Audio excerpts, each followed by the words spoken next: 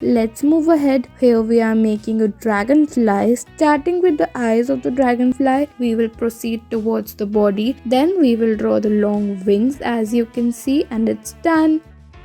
Next, here we are making a cute dog. First, we are starting with the face structure of the dog, including eyes, ears and mouth. After that, we will draw its body and then you can color it as per your choice, and it's done.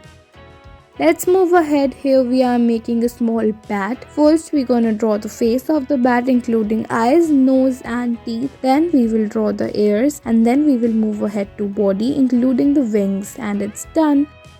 Let's move ahead. Here we are making a cute baby tiger. As you can see, first we are drawing the face of the tiger, including the eyes, nose and mouth and the stripes on the face. After that, we're gonna move ahead to its body. We are making the body and then it's done.